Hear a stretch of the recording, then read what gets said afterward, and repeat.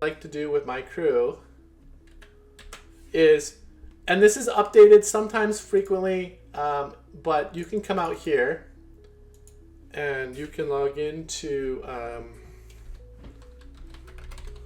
GPT. All right. And I sometimes come over here to exploring. There's actually, I actually built another agent that I have out here, and there's also an official crew, but this is one that I use. And I'll take this and say, hey, do you see anything wrong with my Crew AI system? Now, this Crew AI tool that I built here is actually took as a retrieval augmented generation application, and I pulled in and ingested all of the documentation on Crew AI and reformatted it myself in the ways that I typically work. The objective is optimization, speed, checking over my work, or even it can create a whole new crew system from scratch. Now, João, the creator of Crew AI, also has a tool out here that you can use. The documents are sometimes updated frequently. Actually, I haven't been updated in a little while, so that's why I kind of have built my own to make sure they stay up to date with the latest documents. And you can use this Crew AI assistant in here if you have GPT Plus or OpenAI Plus or ChatGPT Plus. So I'm also just going to post my code right in here directly. And I like to do this just as kind of a gut check to see if I miss anything. I could do this with my local LM as well if I set up that, right? So I'm just looking here, seeing if there's anything crazy. It's just giving me some general information. Great. Ensure that the directory exists. Okay, well, that's actually a good one there because I tend to miss those things, I tend to miss the directory. And now, of course, since it's reading, it should be using the documentation as well. It should be updating this to be a little bit cleaner and better. It's going to remove some of my line spaces and things like that. So I often can come in here if I have a plan for which crew I'm going to build or what I want the output to be, and I can systematically in just natural language explain the type of crew that I'm trying to build and construct. Now, as I get more complicated, that becomes a little bit more challenging, but it's certainly a possibility that really opens up the doorways on how you can use these technologies. So I'm going to just take this and copy this code out. I think it looks like it caught everything. It's just going to clean this up a little bit better. Actually, let me make sure, because I stored my server key. Just want to make sure that I have the same namespace, otherwise I won't be able to get my key. There we go. Right. Now, just as a refresher, in case you're wondering where did I get this data from?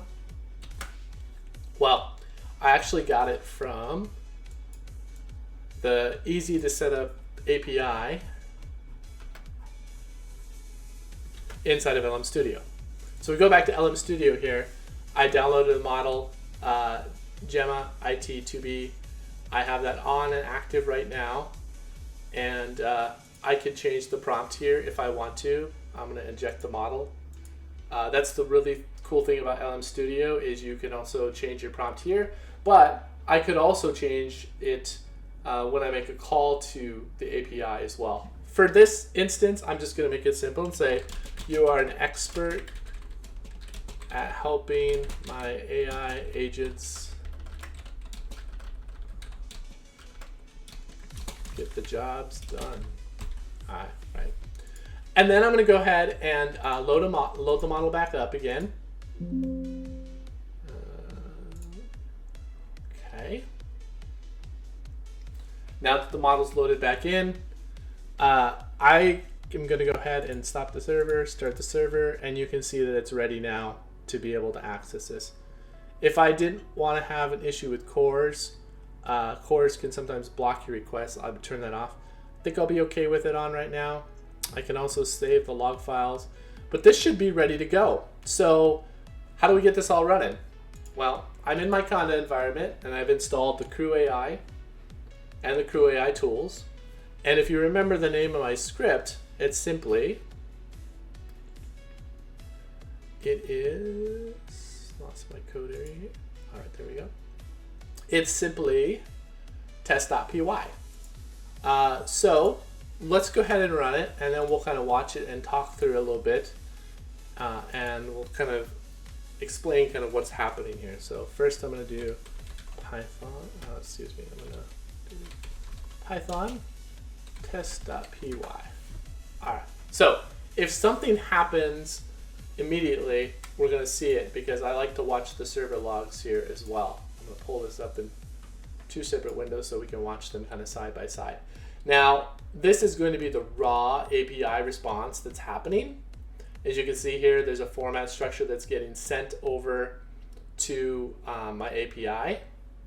And then over here, you can also see kind of what the Crew AI response is hey, I need to go ahead and ask a content structure. My coworker, it's going to go ahead and delegate work. What are the top 5 companies in AI that work with Google ABC? So it's got the question a little bit wrong. So we'll see what happens there. I probably typed it wrong. What are the top 5 companies in AI technologies that work with Google ABC? Okay, great. Now it says, I'm going to ask that question, and then it goes, what are the key companies? It's kind of being a little bit verbose here.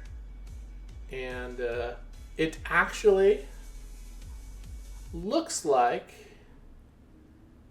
it didn't use my server because it thought it knew the answer. So it's still trying to analyze. It's going through the flow. So far it's come up with, these are companies that work with it. I think that's a little suspicious, but we can look here and see the final output. Now look, if you look down here, you see blog post, new post.md, file not found. That's because if we go back to our crew structure over here, I didn't actually create a new folder called blog posts. Now there's ways to programmatically do this and check to make sure that your variables and folders are all correct. Let's revise this a little bit and see if we can make sure we're using our search key here. I'm going to actually add one more task into the list here.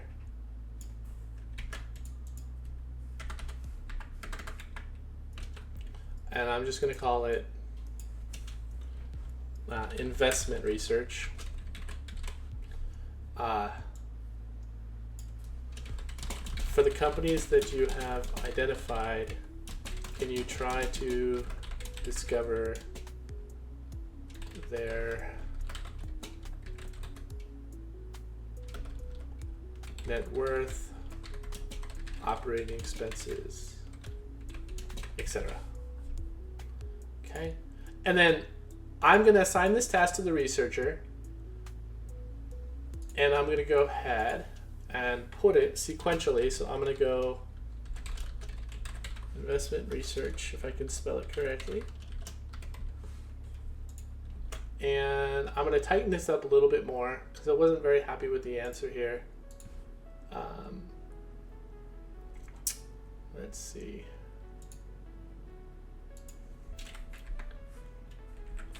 Include net worth and operating expenses.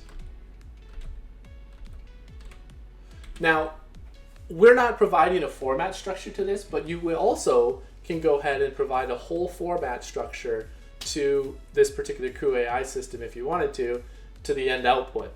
What I like to do is I define another function that it can refer back to, the LLM can refer back to, and from there it can go, hey, look at this. Here's what I want my report to look like. Awesome. And it'll try and follow that structure. Now, when you're using Pydantic, you can even get much closer to the report output you're going to get. I think